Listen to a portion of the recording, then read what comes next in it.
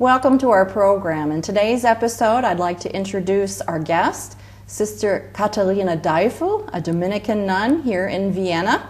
It's my pleasure to introduce you to this rather hip nun who has a video on YouTube.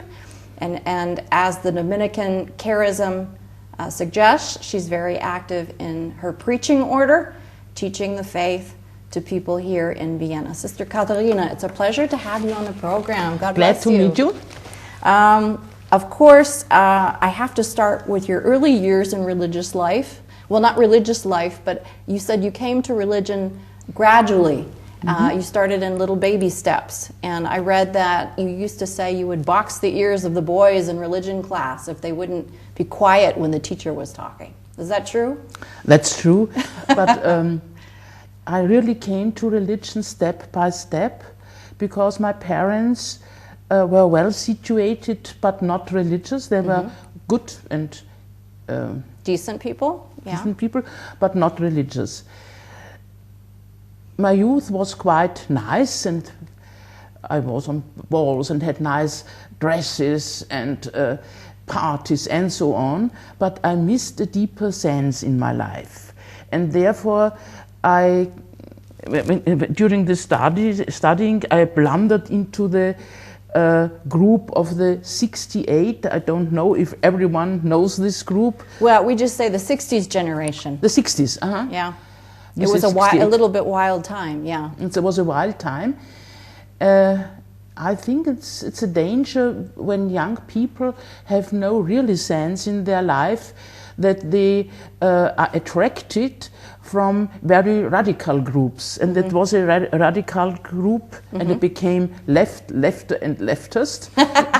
Very and, leftist, yeah. Leftist. You even became an atheist for 2 years? Yeah, for 2 years I was atheist. But I'm very correct, and I read then Marx and the Frankfurter School, also Adorno, Marcuse and so on, and Habermas, and there I recognized that can't be the true way. And for me was Kant the great philosopher, because I thought if a man who thinks so correct and distinct and clear, and he believes in God, that must be true. And then I read the Critique of Pure Reason, and that was a very nice work for me, because then I came to the realization, to the belief of enlightenment. And we should say for our viewers and listeners that you studied philosophy. That's why you're so interested First in I studied, we call it in Austria, Altphilologie, Latin and Ancient Greek, became a teacher, and the next study was then philosophy. Yeah. There I reached the doctor. You got a doctorate? I got it, yeah. But in this time I read many philosophers, of course, I had to read them. And Kant was for me a very main philosopher, because he converted me to the belief in God. Which is interesting, because he wasn't Catholic, correct? He was no Catholic, but he believed in God, and he had such a clear way to explain it to people. To explain it, and he explained it to me also. But then I was only on the level of religion of reason, of the Enlightenment, and not the Catholic. Right. And during my time as university assistant, I met during a symposium or congress my later husband. And I have to use the phrase in German because it's so beautiful. You said your husband was charmant katholisch. He was in a charming way a Catholic. Yes. And you was said it was love at first sight. How does that work?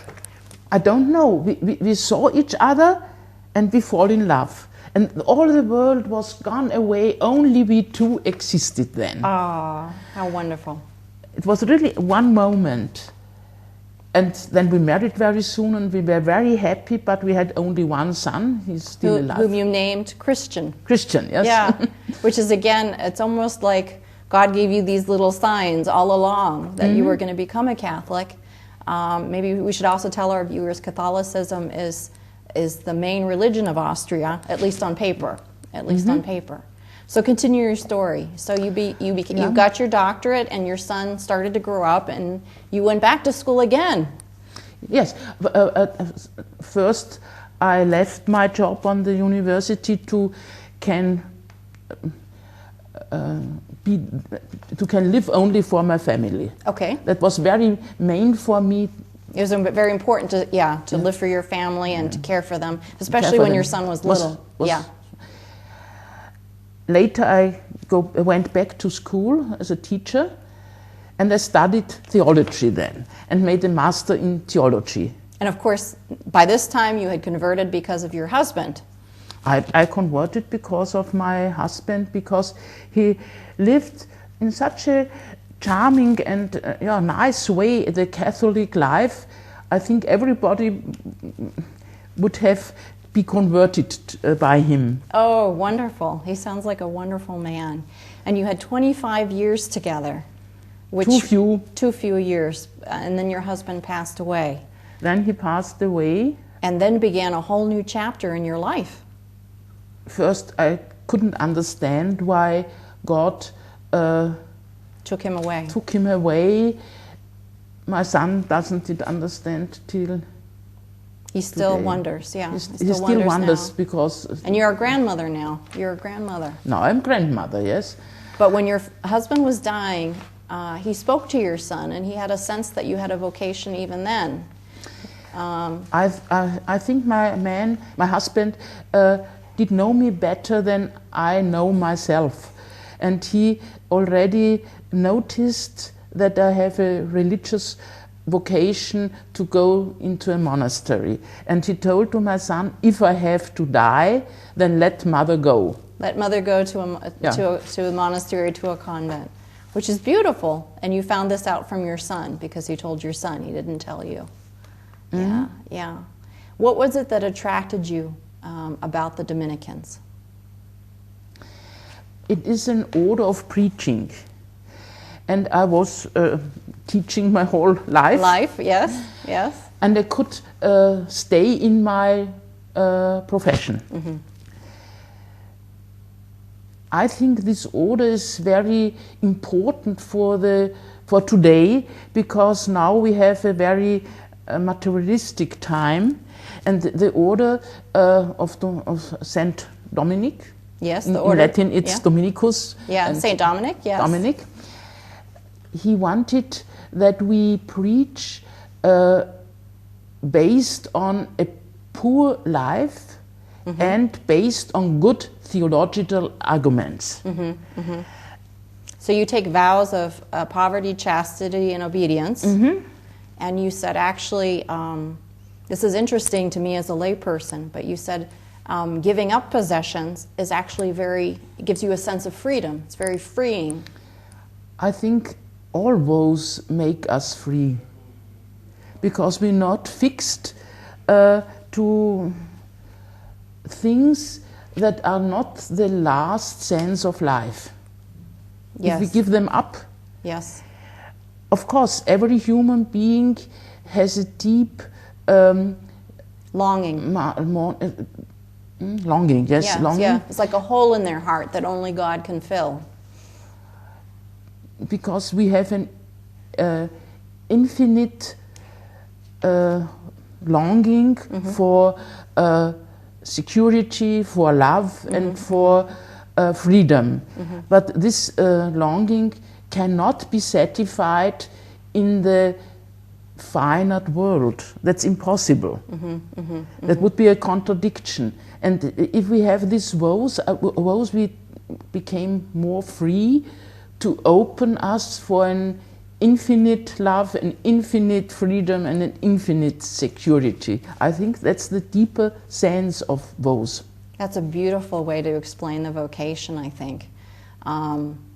I know you just came from another interview, so that's a sort of teaching as well, a kind of evangelization, talking to people about the faith.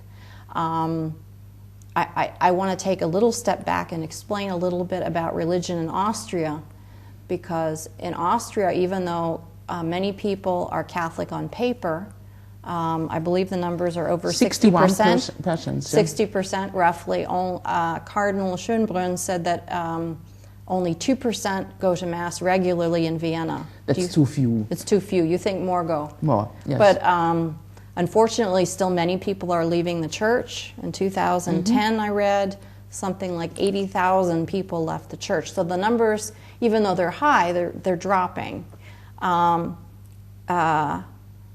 Why do you think this is? I think there are three reasons. The first one is occasionally only the abuse in church.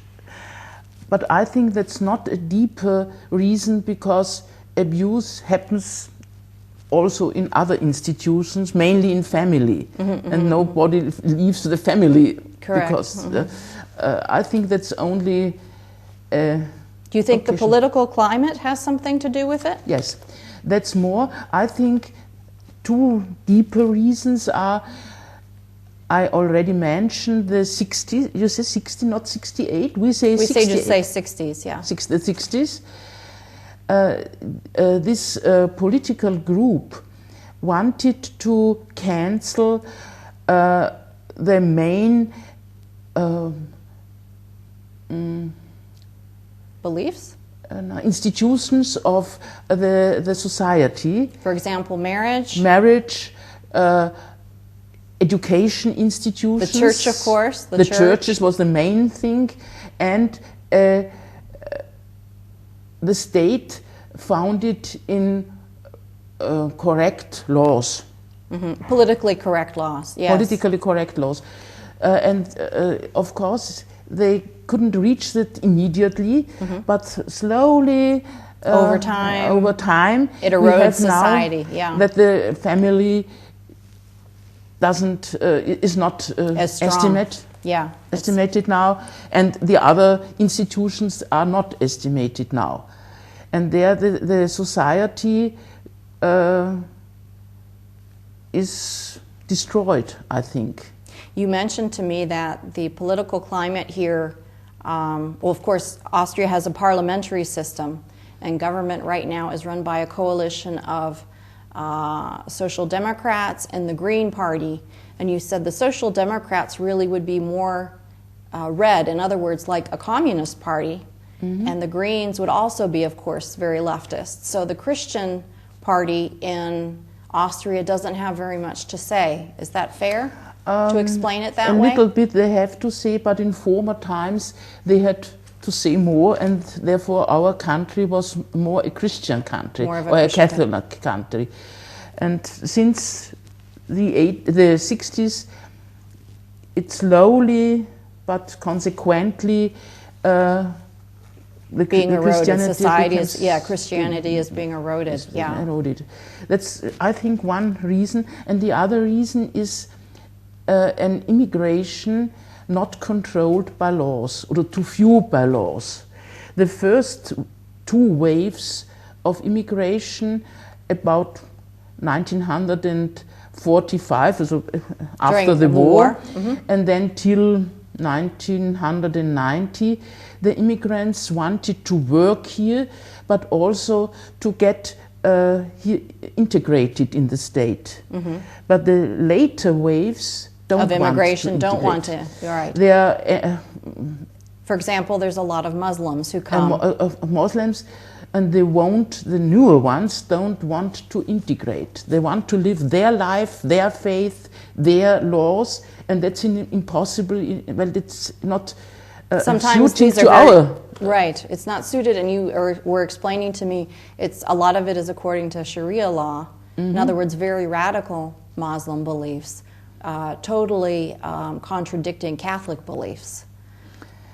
But the socialists don't want, the Austrian socialists don't want to restrict this immigration because that's their votes. Oh, it and costs they only them say votes. that we have many votes and they may come and they have not to they must not integrate. That's not necessary. But for Austria, that's not a good way of immigration. Right, right. No. I like to look back on history, and Austria has an amazing history. For example, you have these Catholic societies that young people belong to, originally for men and now also for women, but the men's societies go back at least 150 years. And you said these Catholic societies are still very prevalent and positive things that young people see and join. Can you talk about the Catholic societies for youth?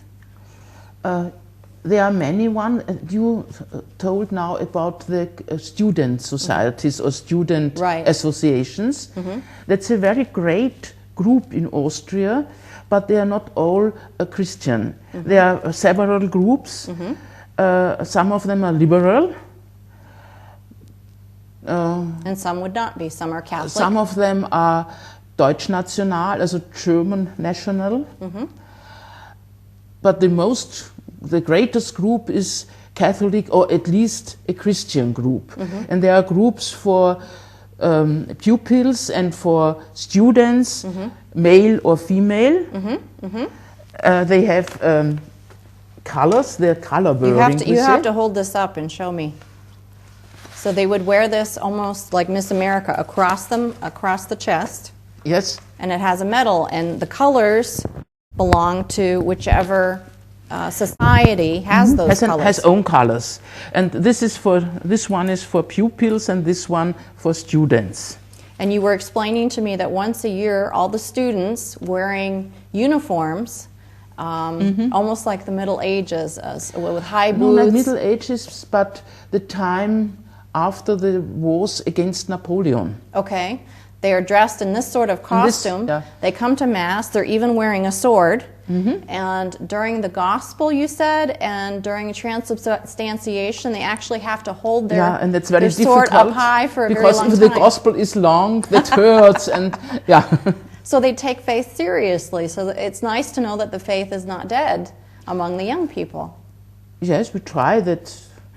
Of course, it's not whole Austria, but it's a main group. It's a start. And if they have finished their studies, then many of them are important persons in politics or economy. Oh, how interesting! How very interesting.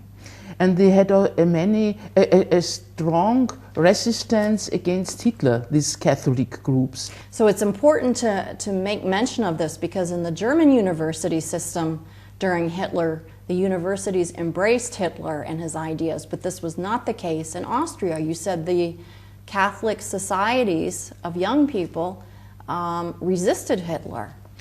I think in Germany, also, the student associations were cancelled by Hitler. He only wanted one of Nazi students, mm-hmm. and the others were all cancelled. But in Austria, the resistance were stronger, of course, because he called his invasion to Austria Aktion Otto, Action Otto, against our Habsburg